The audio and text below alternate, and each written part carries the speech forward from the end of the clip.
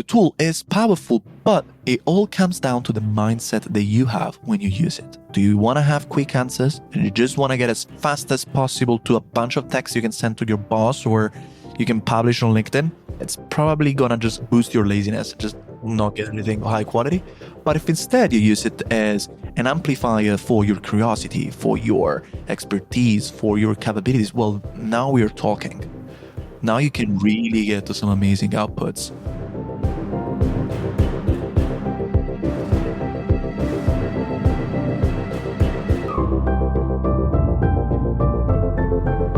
That's Gianluca Mauro. He's the founder and CEO of AI Academy. Gianluca's been in the AI game for over 10 years and has helped over 12,000 teams and individuals harness the power of AI through his workshops, programs, and online courses. You'll learn 1, how to avoid the trap of AI workslop. 2, what you can and can't expect AI to do. And 3, the CIDI framework for better prompting. And if you want a quick summary write-up of the actionable takeaways for this episode, I recommend you mosey on over to awesomeatyourjob.com/EP1111. Now, here's Gianluca.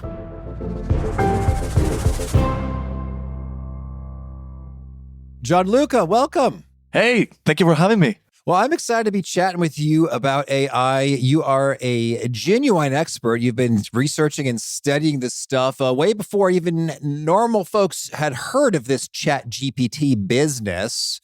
So great to have you. And tell us any super surprising discoveries you've made along the way as you're researching and teaching this stuff.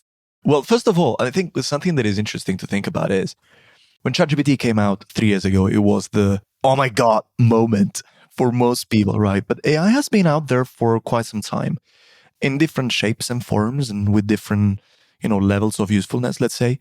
And I think the first oh my God moment for me was when I realized that basically every industry and every professional could find a use for AI. And I'll tell you probably what was the most interesting or strangest maybe project I worked on. I worked on an AI project to control the quality of diapers in a factory. So yes, you can use AI for pretty much everything. Well, now I just can't let that go. How does AI help do quality control for diapers? Well, so are you ready to go on a journey on how a diaper factory, a production unit works? I imagine AI might be able to analyze rapid photographic imagery of diapers as they come off of the line to assess quickly potential for defects and fix the issue more quickly upstream prior to them being packaged and having to be thrown away. But I'm totally making that up. You got it. This is extreme. Oh, I feel like a genius. Yes. You are. This is extremely accurate. Extremely accurate. We had this issue that a diaper is basically 2 layers of elastic material with something that is absorbing in the middle. And then if you pull this elastic material too much, it breaks, especially when you're cutting it into shape. And so we used, yeah, exactly. So if you had kids, that's not fun. So we were looking at all these pictures in the factory as they were cut into shape to try to understand what was the ideal size of those big elastic rolls and try to basically optimize productivity. So that was quite a crazy moment because think about this. I think I did this project maybe 7 or 8 years ago. So 3 or 4 years before ChatGPT came out, it was not obvious for anybody or for any company that they might have a use case for AI. So imagine me when I went and pitched a diaper production company. Hey, maybe you should look into AI to minimize, the mistakes, the defects they come out of your factory. It was not obvious at all. It was quite interesting to find actually amazing use cases in that context as well. Well, that's very, very intriguing. Well, so we're talking about everyday professionals utilizing ChatGPT or other AI tools to be more productive. You've got a LinkedIn Learning course on exactly that. So that's pretty handy. Could you maybe start us off by sharing what's perhaps a fundamental misconception or mindset shift that helps make all of this stuff make sense? Because I imagine we could spend all day talking about, oh, here's a really cool prompt, or oh, here's a fun little tactic, here's a nifty little thing you might try. But could you maybe set the stage for us on a more principled foundational level to help us scaffold the rest? Absolutely. And I think the most important thing for everybody listening, you need to understand that in order to really get value from AI, the number one thing you should focus on is your mindset and changing your habits. This is not anymore about necessarily getting the right tools. Most tools are pretty good today. Not perfect, but they're pretty solid, especially compared to 3 years ago. And it's not even about having the most amazing prompting skills. The biggest bottleneck is your habits. How much have you embedded AI tools and new different workflows and ways of working in your day-to-day work? I'll give you an example. I love making this metaphor. It's like going to the gym. So let's say that you have the best equipment. That's the equivalent of having the best tools. And let's say you also have amazing skills. You have a squat with perfect technique and you know exactly how to do a really good bench press. And that's the equivalent of having really good prompting skills. But then let's say you never go to the gym. Guess what? Yeah. Your muscles ain't going to grow. You're not going to lose the weight that you want to lose. That's not going to happen. I would rather see somebody with okay tool selection and with okay prompting skills, but really somebody who's invested a lot in rethinking the way that you work and is curious and is constantly trying new things out. They're having somebody who has, read all the scientific publications about best prompting techniques and has bought all the AI tools, but then has not adapted the way that you work to work with these tools. That's the most important thing today in this context. I wouldn't have said that 3 years ago, but that's where we are today. You need to really change the way that you work, embed them into your workflow. And that requires a little bit of effort. I hear you. It does require a little bit of effort. And I would also say some discernment, because I think that my impression is, you can tell me if this is accurate or not, from your research-based perspective, it almost feels like a lot of companies, CEOs, products just kind of want to shove AI into something because investors want it. The stock market seems to like it. And maybe some people are impressed, but I'm almost at the point now when I see a tool say, oh, now we have AI, I'm like, oh, geez, is it any good? Or is it just going to disappoint me again like all the rest? And so that's my take is that, yes, we should take a look at our habits and get into the groove of using AI tools where they're genuinely helpful and useful and handy. And that requires a little bit of change management on our own parts. But my hunch is there are also times where you say, no, AI has actually no place in this little piece whatsoever. And so we're going to deliberately choose to not stick it here, but instead put it over there. You're spot on. And there was actually a research about this that I found really interesting. It was done by Stanford with a couple of other people. And then the Harvard Business Review wrote an article about this that went quite viral. The title of the article is AI-generated workslop is destroying productivity, which, that'll get some clicks. That's going to get some clicks. Exactly. And so the main outcome of this research was that if you ask people, hey, what do you think about your colleagues who use AI? You're going to find that colleagues who use AI are often perceived as less creative, less capable, less reliable, less trustworthy, and less intelligent. And that is not great. You do not want to be, you do not want to be perceived less intelligent, trustworthy, reliable, capable, and creative. So the interesting thing in this case was, I honestly don't think, and that's also what the researchers found, that that's a problem of AI per se. The problem is that a lot of people are using AI just in the wrong way. What does that mean in practice? Well, AI workslop is basically when you are trying to use AI as an amplifier of your laziness, basically. Oh, tweet that. Yeah. And I want to give a practical example, okay? Let's say that you ask me, hey, Gianluca, I want to know how I might use AI in my podcast, okay? And let's say that I am just so lazy. I don't want to think about what are your challenges. I don't want to think about, what are your objectives. I don't want to think about your audience. I just go on ChatGPT and I ask, hey, how might a podcast producer, host use AI? I get a research, I copy it, send it to you. What happened? I got a generic piece of like a bunch of text, basically, on a PDF. I gave it to you and it took me no time to produce that. It took me like 30 seconds to get like a bunch of text that sort of makes sense. But I'm not going to waste your time reading something that is so generic that you could have found on one Google search.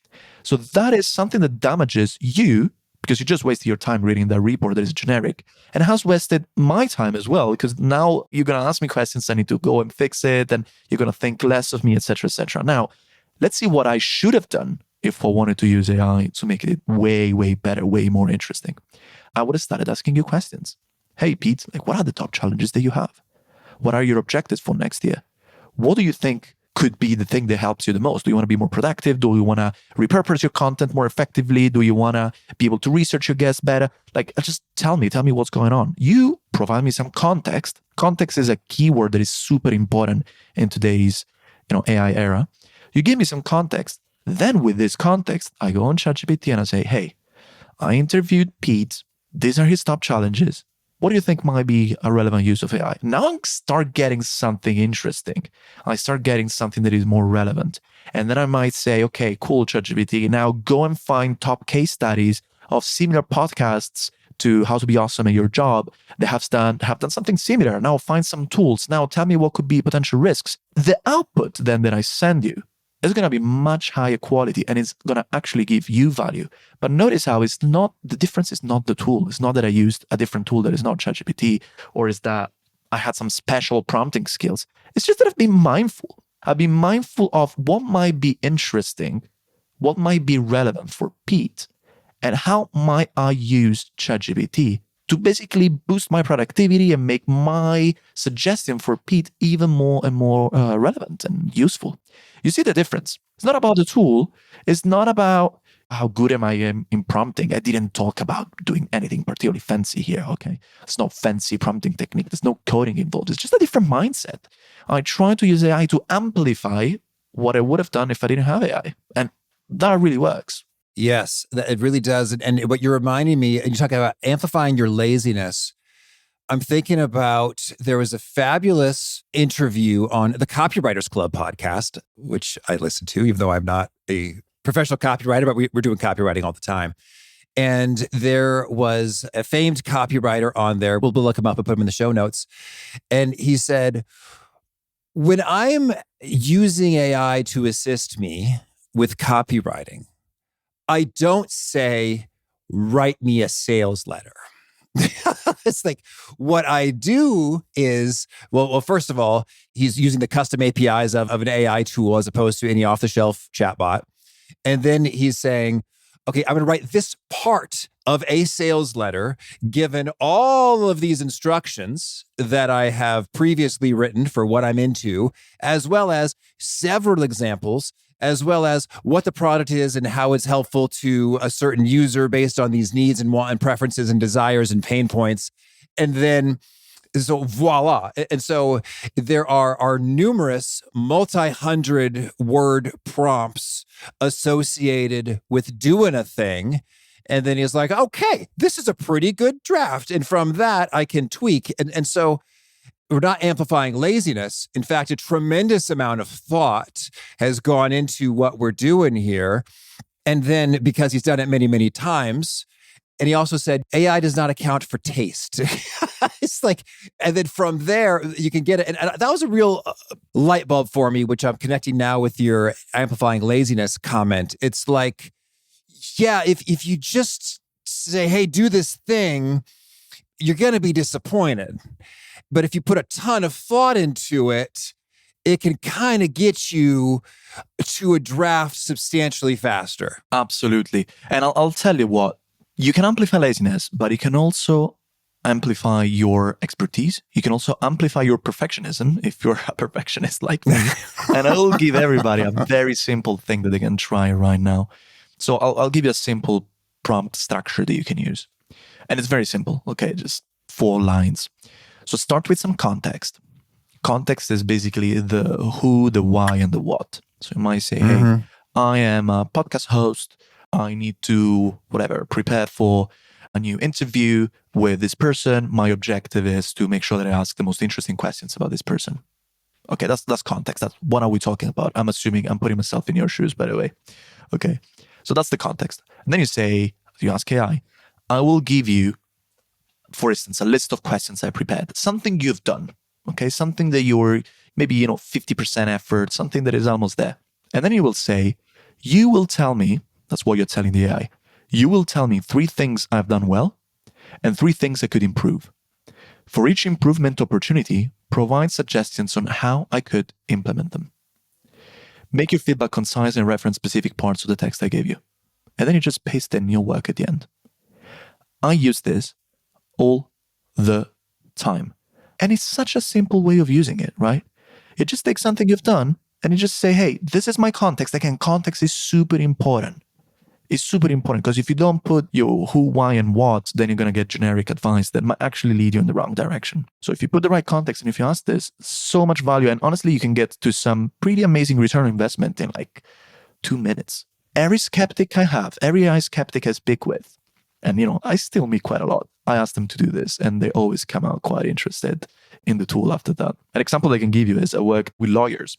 Gosh, lawyers are interesting crowd because obviously they're very critical for really valid reasons. And I always tell them, look, take a case that you have that you can share publicly, take a response that you have written or something that you've produced and just ask for 3 things that you've done well and 3 things that you could potentially improve and how.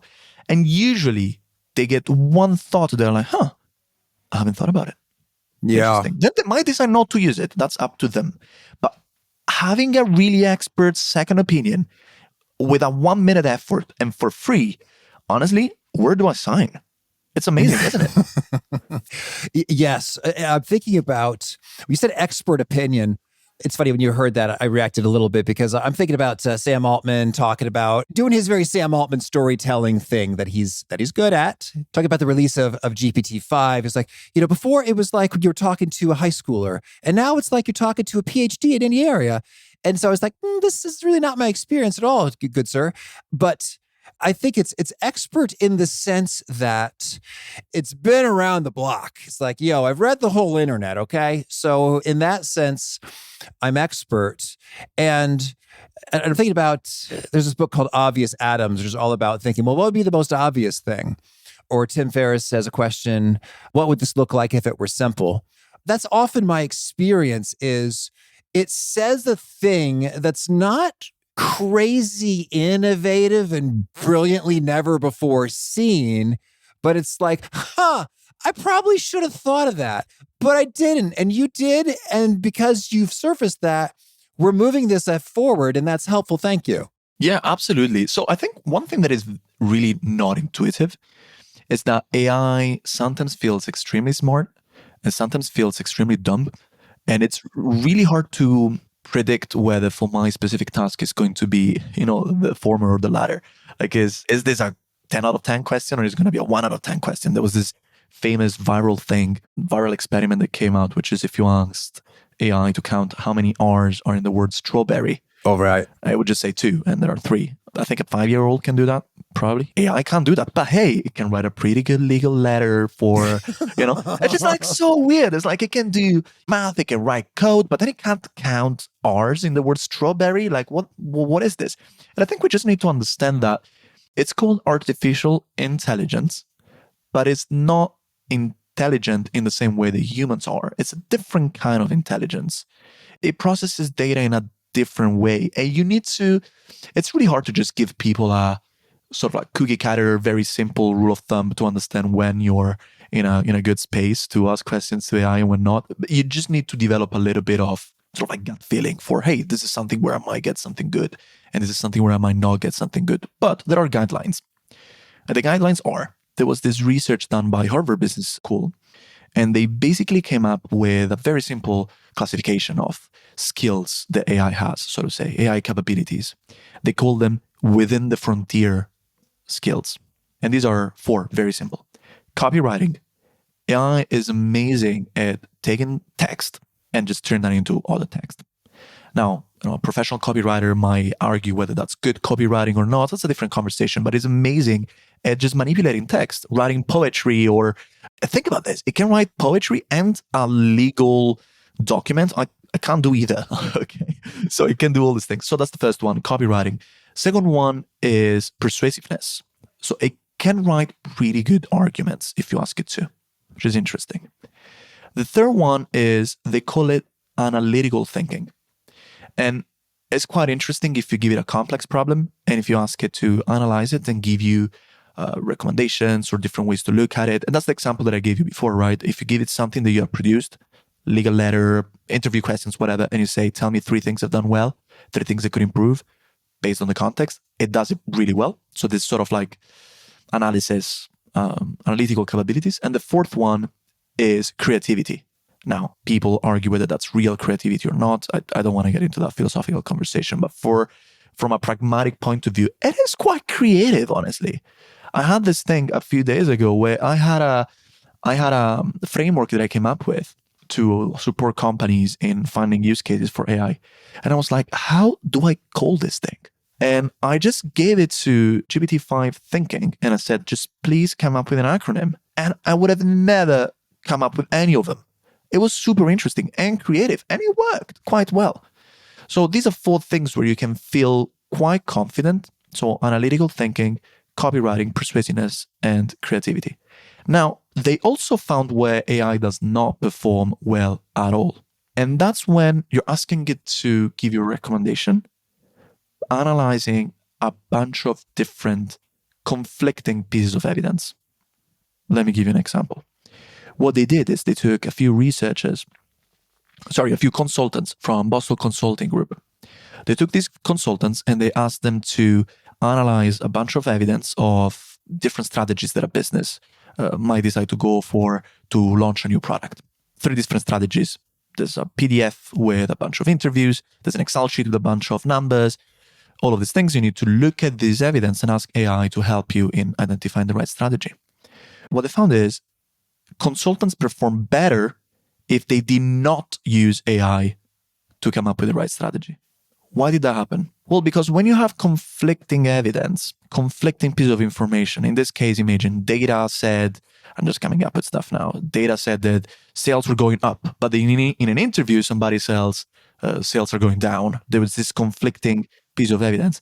AI was basically just like going with one. It was really hard for the AI to understand what was true and what was not. Whereas for the humans, it just made more sense to, for instance, look at the Excel sheet, but ignore the interview because they thought, oh, maybe this person doesn't know, doesn't have the most updated data, for instance. That's an example. So AI was just like misled by the data that you provided. Unfortunately, that's how a lot of people use AI. A lot of people use AI today this way, get a bunch of PDFs, bunch of data, bunch of emails, bunch of stuff, throw it in, and they just ask for a quick answer to the problems. AI doesn't work that well when you provide an insane amount of information and just ask, hey, tell me what I should do. You should go step by step. You should use it to, again, amplify your thinking. So a better way would be put this data in and say, hey, can you summarize the key takeaways from each one of these documents? You take them and then you say, okay, what might be a good strategy? What might be good arguments for strategy 1 and what might be good arguments for strategy 2 and strategy 3? You see how you're using it as a co-pilot. And that's really good branding from Microsoft, by the way. You're using it as something that assists you in thinking rather than hey, I'm going to throw all my data, just go ahead and do my thing. I'm lazy. I'm just going to copy your output and give it to my boss, Yeah, I like that a lot. In a way, it really makes sense that it is that way because it just says, hey, I just know what words mean and what words tend to come after and next to other words. I don't actually know that some dude's opinion is of less importance and should be given less weight, gravitas, than summary sales data reflective of millions of transactions. Yeah.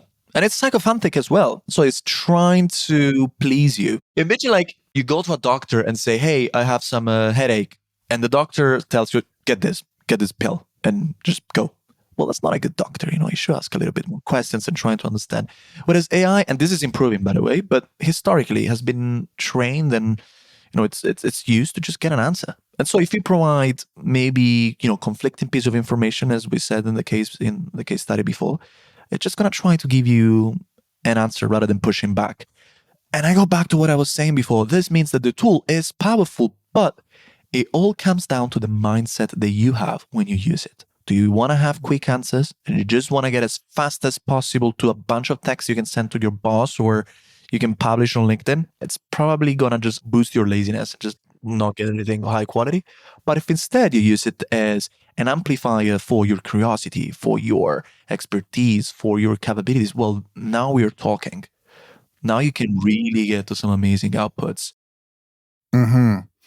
Yes, I like that a lot. The amplifier, and it's interesting is sometimes I think when you look at the prompt that you're sharing, it really does kind of garbage in, garbage out. It's the opposite: magnificence in, magnificence out. So I could say, hey, give me some information about sleep apnea. So I could say, oh, well, this is a common affliction, blah, blah, blah, blah. But then what I've said is, show me the results of several human randomized control trials that utilized novel interventions for the treatment of sleep apnea, i.e., not a CPAP machine, and give me a summary of the quantified impacts associated with the apnea hypopnea index reduction associated with each. Now, it's sure enough that has led me to some interesting places. And I found this thing called inspiratory muscular training. You breathe against resistance. And what do you know? That really helps. And I'm not using a CPAP machine. So thank you, AI, for putting me in some good directions. But I think it shows that are we amplifying laziness, or are we amplifying a targeted, ferocious curiosity? Like, no, find me precisely this, and then we can play ball. Absolutely. You're spot on. It's perfect. But to me, the interesting thing about this whole concept is that there's quite a lot of responsibility on the user. It's basically telling people, hey, if you don't get the right output, might not be because of the tool, and might be because of the way that you are using the tool, which from one point of view, I think is empowering, because it's basically telling me, hey, amazing, I have some, agency over the output that I get. But from the other point of view, I think some people might find it a little bit stressful. Now I need to learn about A, B, C, D, all these different things so that I can actually use this, machine well. Well, yes, but at the same time, honestly, as I was saying before, it's about changing habits. It's not that hard. You don't need to get a PhD in math to understand, how to use one of these tools. And so what I recommend people who might feel a little bit maybe overwhelmed or maybe afraid that you're using it wrong, I always tell people, hey, find your little safe space to experiment. Take a hobby that you have. Maybe you're interested in, I don't know, Formula One. That's one of the latest things that I've been nerding about. And just go and try to do your researches and prompts and test things about Formula One. That's maybe not related to your job, so you feel safe. There's no, fear of putting sensitive information into these tools. And just try to get a sense of how the tool might be helpful and useful for you in a setting where you're free to experiment. And then you can take all these learnings and apply them to your job. Okay. Well, so you are somewhat famous for your CIDI framework: context, instructions, detail, and input. And it sounded like you were giving us exactly that in the context of, hey, give me some feedback on a thing. And so can you give us a little bit of detail for how we might think about applying this in all kinds of different ways? Absolutely. So the CIDI framework is a framework that I came up with, I think a couple of years ago, maybe. And my objective was to find a simple recipe to get people to think about their prompts in the same way that I think about my prompts. And so it's quite simple. It starts with C, stands for context. Tell me who you are, why are you doing this task, and what do you need to do? Just try to make AI get into the zone of what are we talking about. Okay, think about this. AI might act like a lawyer, might act like a doctor, might act like anything, right? So you need to zone in. The second part is instructions. When I say instructions, it's important that you are very clear and you're talking to a thing, not to a human. So you can be very direct. And I typically give my instructions this way. I will tell you this, you will do that. I will give you an email I wrote, you will give me feedback on it. That's the instructions part. The third part is details. Details are basically, I look at it this way, it's very simple. Explain what good means for you. What does a good output look like for you? And that's an interesting question. I feel like it's almost meditative. It's almost like therapy. You need to ask yourself, what do I want? What do I really want?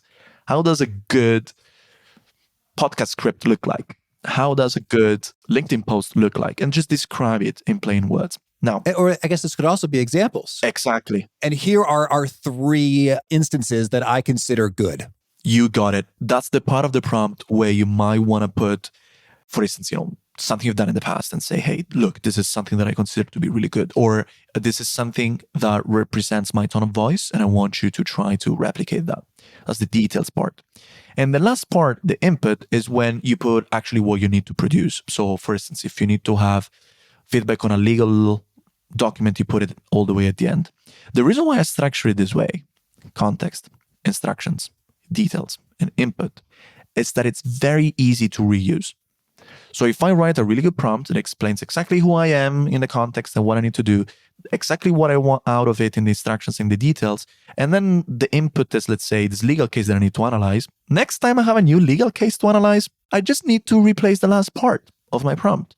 The first part of the prompt, the context, instructions, and details are the same. So it makes you, number one, think about all the important things in a prompt, and it leaves really little room for error because you need to think about all of them, context, instructions, details, and input. But it also makes your work scale a little bit. Because some people, and I get it, get stressed. I need to write a good prompt. How long is it going to take me to explain who I am, what I need to do, yada, yada. What does good look like? I understand it can be a little bit of a pain if you want to write a really long and cohesive and complex prompt.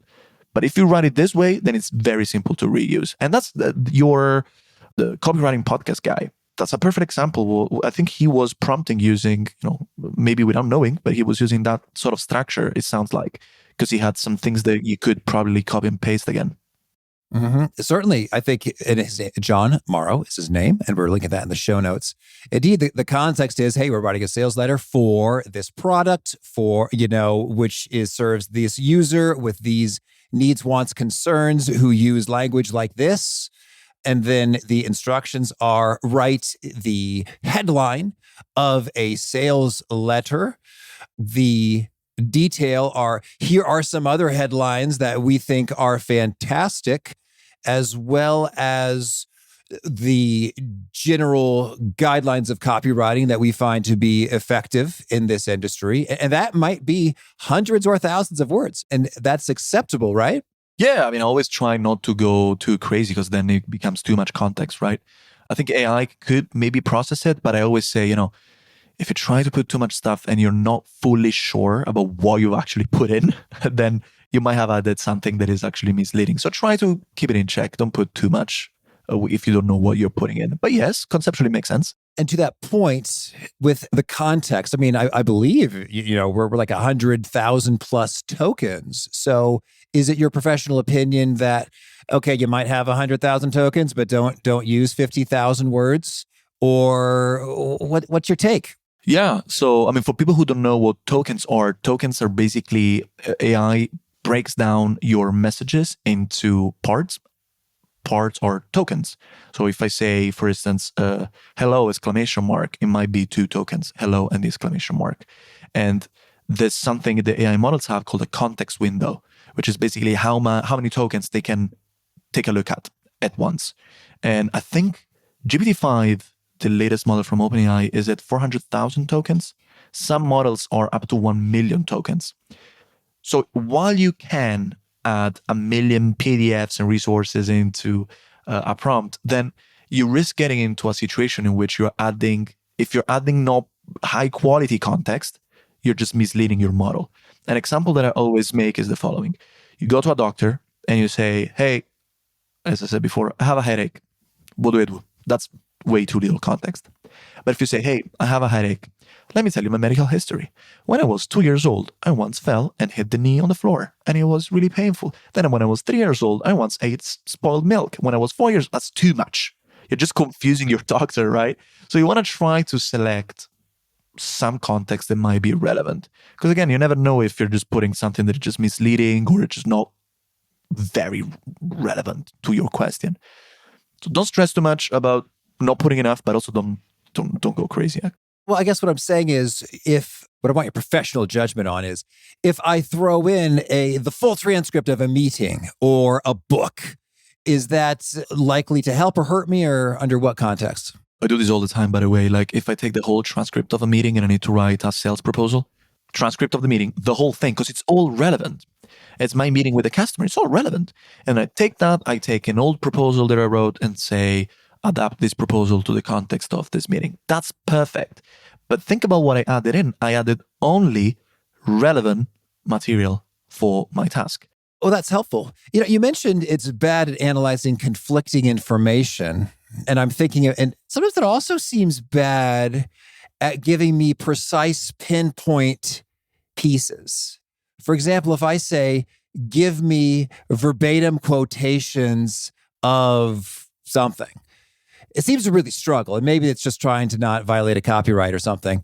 But I feel like the more I want it to be super precise, specific, narrow, exact data point or quotation, it seems to struggle. Yes, you will be correct in saying that. And I mean, there's a technical reason why this is happening. It's just in the way that these tokens are processed. It's basically making a big average of everything that it has read up to that point. But conceptually, you can look at it this way. This is not a truth machine. Okay, this is not like a search engine. A search engine takes a bunch of data, the entire internet, and it just points you to the right point. It tells you, hey, this is the link that it's the most relevant to your query. This is not that. A good way that I look at AI is it's as a compressor of knowledge. It took all the knowledge of the internet, compressed it into a thing, and then when you ask questions, it can decompress it and give it back to you.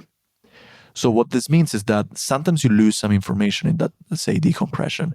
And I mean, I think this is a metaphor that is really, maybe it makes sense just to people who are into audio and, and this sort of stuff, because you understand, you're losing quality as you compress it. It's the entire internet, but you can just quit it like this, in a second. So, you lose a little bit of quality. And so sometimes you have these errors, but I have to say, it's improving really fast. Okay. Well, is there anything else that it's bad at? I think a good way to look at this is thinking that it's an amplifier. Okay. So it's bad at telling you, hey, what you're doing, it's not ideal.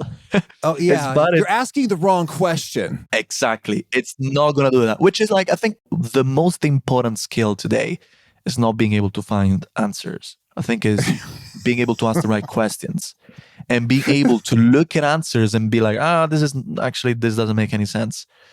I'll give you an example. I think this is quite funny. I asked AI to give me feedback, as all of you know that I do that quite often on a PowerPoint presentation that I created. But instead of uploading the slides, I just took all the text and I put that in. And in the feedback, it told me, hey, you're not using enough visuals. And I was like, of course you're telling me this. I didn't give you the visuals. I just gave you the text. It makes no sense, right? But looking, critical thinking, and this is a very simple example, but I had to take that piece of feedback. And even though the best top AI model in the world told me that I need to add more visuals, I discarded that feedback because I was like, I know that you're just lying to me. You're just coming up with random stuff.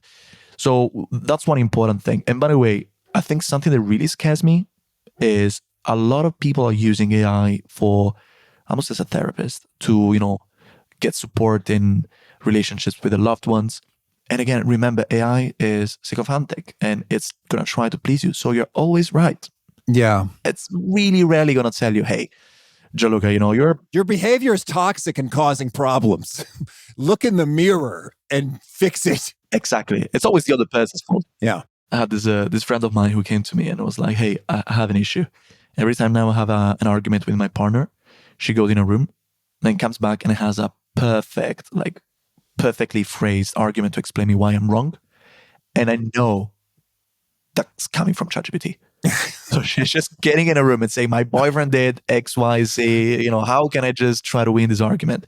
Which again, I think there is some value in that if you use it correctly. Again, I feel like I've said it a few times, but I really want to make sure the audience comes back with this. Think about if you instead use it this way. You go back to your room and say, hey, I had this argument. What might be the other person feeling that I'm not thinking about? What might be some, blind spots that I might be having? What are things that I'm not considering when I'm accusing, whatever, my partner of X, Y, and Z? Now you're actually going to use it as an empathy machine rather than as a, ego booster kind of thing. Said. Right? Are we amplifying the I'm right, they're wrong, make the case? Or are we amplifying I'm trying to be understanding and compassionate? Exactly. And it will seek to please you. And So yes, if we amplify the wrong thing, we're just getting farther down a bad path. Correct. And isn't this cool? Like the idea that I have so much agency and power over the outcomes of my use of AI, depending on how I use it, depending on the questions I ask and what hat I decide to wear this day. I want to wear the hat of, the empathetic person who tries to understand what this person might be feeling. I can have vastly different outcomes.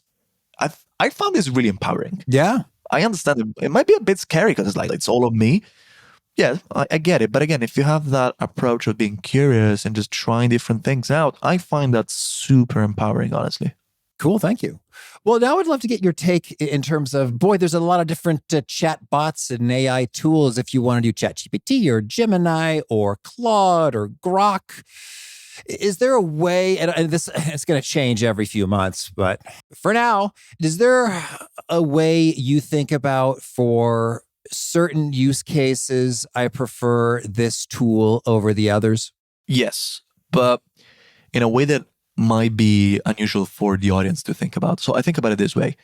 I think in my AI, I call it my AI tool stack, like all the tools that I use. I think about three main categories. The first one is generic AI tools. These are ChatGPT, Gemini, Copilot, Claude, Grok, basically these five. And for me, it doesn't matter too much which one you're using. They all have each, respective strengths and weaknesses, but they're all quite similar at the end of the day. I personally use ChatGPT.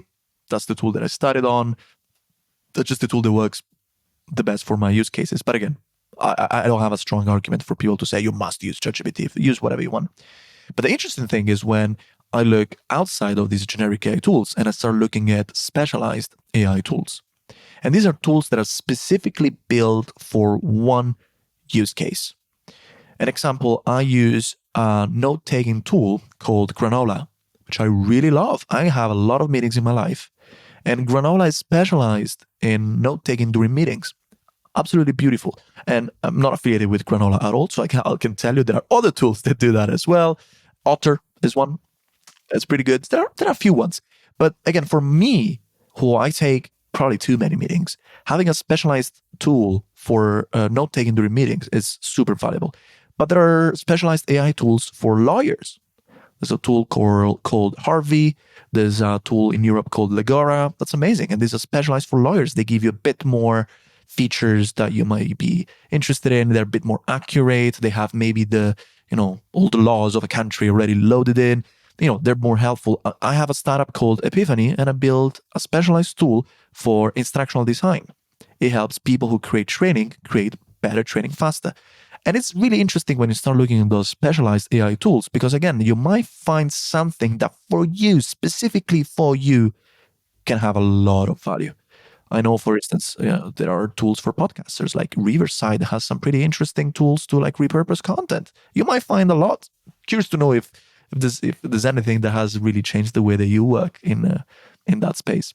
It's funny, we do a little bit here and there, but we actually still transcribe by humans, which could shock some people. So we use it in specific, narrow, targeted places, but still each episode is getting many, many human hours to put out the door. And that's perfect. Again, for me, like what I advocate for is thoughtful AI use, not just like take it and put it everywhere. That doesn't work for me. So it makes total sense.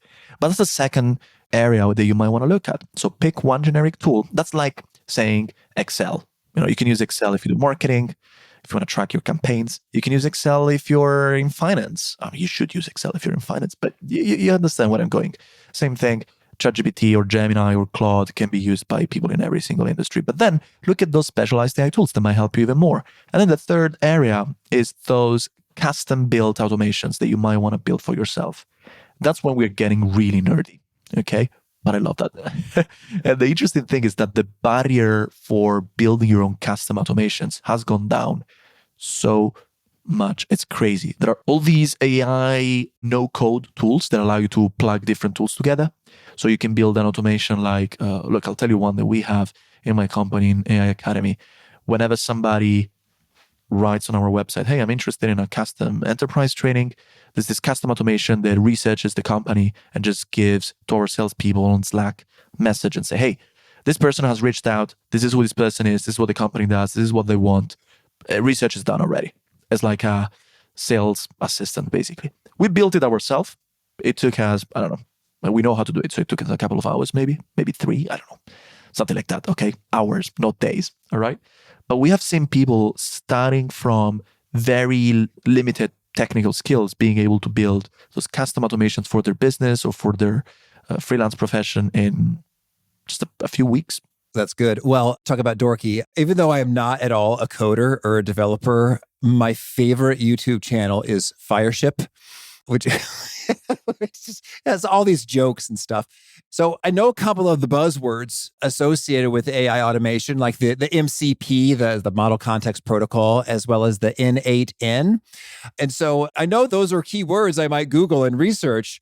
But you tell us, if we are just starting to tiptoe down the, hey, I got a thing in my life I need automated, I think AI could probably do something about it. What are the first steps to explore pulling that off? Yeah, so I'll just tell you basically how we help people go from I might want to automate something to I've built an automation. And that's just because we know that that's a process that works. The first thing you have to do is understand what to automate, what not to automate. And it sounds very basic, but I guarantee you that's where you decide if you're going to be successful or not. Yeah. Most people want to automate too much. And then they start building spaceships that are never going to work, never going to give them the result they want. They're going to get tired after some time when they try to build it, doesn't work, and then give up. Instead, I always tell people one day I'm going to make a t-shirt with this sentence. Find the smallest possible thing that could possibly work. The smallest possible automation that could give you some value. Start with that, and then you can expand. All right.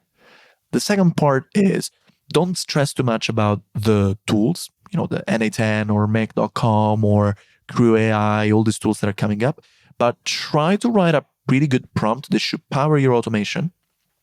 Okay. So focus on the AI component and find a way to test it well.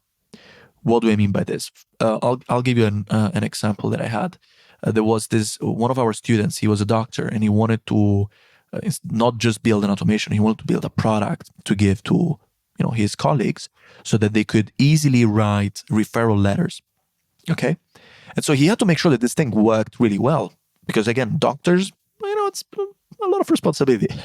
So what did he do? He just found a bunch of referral letters, or he wrote a few with ChatGPT and he corrected them by hand.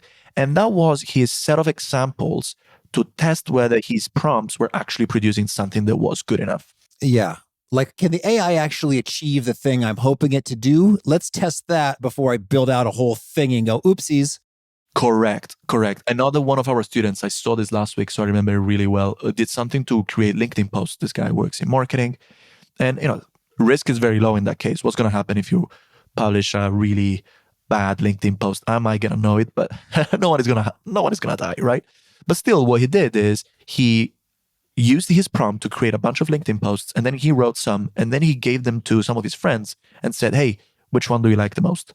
And he tried that with a few different prompts, with a few different models. He tried with GPT-5, he tried with Claude, he tried with Gemini, and then he just found the best. And then he knew, he had the confidence that this automation was going to work because he had done the work of testing it and collecting the data. After you've done this, step 3 is now build your automation. And, there are different tools that are pretty good at this. This Make.com is one that I really like. I use it a lot. Zapier is probably the easiest one to use. If you want to get started and don't want to waste too much time learning how to use slightly more sophisticated tools, Zapier is a great place to start. N8N is probably the one that gives you the most flexibility on things, that the most capable. And I like that a lot as well. But again, does it matter? Not really. At the end of the day, if you had a good idea about what to automate and there's real value, then you can just swap tools and you're going to be good. So I suggest that that's the last thing that you start thinking about. That's good. Well, shout out to Zapier. We had Wade Foster, or is it Zapier? I don't know. Zapier or Zapier, we had Wade Foster on episode 466 back in 2019, and they are still going strong. Amazing. Super strong. Good, handy stuff there. All right. Well, Gianluca, tell me, anything else you want to make sure to mention before we hear about a couple of your favorite things? No, I think we're good. Big thanks to Gianluca for sharing his wisdom with us. And big thanks to our sponsors. Check them out. One sponsor to check out is Quince. Quince clothing looks and feels great at an impressive price. Quince's holiday season lineup is simple and smart, including $50 Mongolian cashmere sweaters and stylish, durable wool coats. Quince partners directly with ethical factories and top artisans, so they cut out the middlemen to deliver premium quality at half the cost of other high-end brands. That means you get to give luxury quality without having to stomach the luxury price tag. I have been loving my Quince red cashmere beanie cap. It holds up super well for cashmere and really for anything. There's no holes, there's no snags, there's no tears. It is so soft, toasty, warm, and delightful. I'm wearing it this very moment. In fact, because I usually am. So give and get timeless holiday staples that last this season with Quince. Go to quince.com/awesome for free shipping on your order and 365-day returns. Now available in Canada too. That's QUINCE.com/awesome. Free shipping and 365-day returns. Quince.com/awesome. One sponsor to check out is Vanguard. For all the financial advisors listening, let's talk bonds for a minute. Capturing value in fixed income is not easy. Bond markets are massive, murky, and a lot of firms will just throw a couple flashy funds your way and call it a day. But not Vanguard. Vanguard bonds provide top-grade products across the board. Their lineup includes over 80 bond funds actively managed by a 200-person global squad of sector specialists, analysts, and traders. Vanguard's been in the game for a long time at a scale that gives them a serious edge. They're able to invest across many sectors, maturities, and geographies, spotting opportunities that others might miss. Vanguard takes a steady approach, focusing on reliability and consistency. So if you're looking to give your clients consistent results year in and year out, go see the record for yourself at vanguard.com/audio. That's vanguard.com/audio. All investing is subject to risk. Vanguard Marketing Corporation, distributor. One sponsor to check out is my other company, Cashflow Podcasting. If you've ever considered launching a podcast to support your business or personal brand, or you already have one, my biased opinion is that Cashflow Podcasting is the very finest firm to handle your content. That silky smooth audio you hear from me and my guests comes from the fine audio engineers at Cashflow Podcasting. They offer great quality at a reasonable price. Fun fact, even if your audience is tiny, having a podcast dramatically increases the chance that valuable strangers will spend 30 plus minutes chatting with you. Our clients have seen tremendous business results from their podcasts by building new relationships, trust, and revenue. Cashflow Podcasting walks you through every step of a podcast launch and gives each episode a rigorous 25-point quality control review, and clients receive unlimited ongoing coaching support. So if you're at all podcast curious, I'd love to have a 10-minute zero-pressure chat to be of service. Snag a time with me at awesomeatyourjob.com/chat. That's awesomeatyourjob.com/CHAT. All right. Well, now could you share a favorite quote, something you find inspiring? I wish I could say who it comes from, but it unfortunately comes from a random guy on the internet. And the quote is, "The hardest part of getting what you want is figuring out what that is." I dig it. And can you share a favorite study or experiment or piece of research? I will share the research that I was talking about before, the one from Harvard, where they looked at all the different capabilities of AI. And the name of the research is Navigating the Jagged Technological Frontier, Field Experimental Evidence of the Effects of AI on Knowledge Worker Productivity and Quality. It's really cool, still very relevant from a couple of years ago. But honestly, I still quote that basically in every workshop that I do because it's really valuable. And a favorite book? Ruined by Design. All right. And a favorite tool? Something you used to be awesome at your job? Another tool that I started to use recently is a tool called Whisper Flow. And it's quite interesting. It basically allows you to dictate and it just puts whatever you said into a box. But again, it uses AI to just change that a little bit so that it's, for instance, formatted already. So when you're writing emails, you might want to just record and say what you want to say and say, here, I want some bullet points, and you're going to see the bullet points. I've been using it for a couple of weeks, and I might see that becoming a key part of my tool stack. Okay. And if folks want to learn more, get in touch, where'd you point them? You can go on gianlucamauro.com. That's GIANLUCAMAURO.com. or on ai-academy.com, where you can see all of our trainings so you can get better at AI. Okay. Well, this has been so fun. Thank you and good luck. Thank you. Thank you for having me.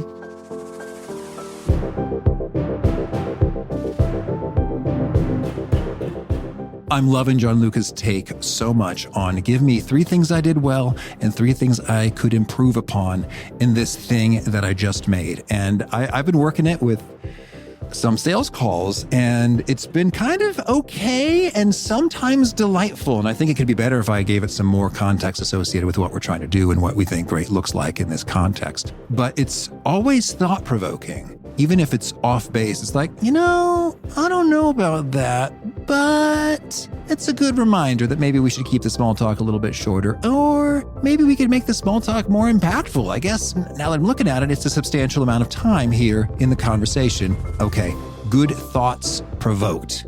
Great stuff from Gianluca. If you want to check out the show notes or the transcript or the links to items that we've referenced, please drop on by awesomeatyourjob.com/EP1111.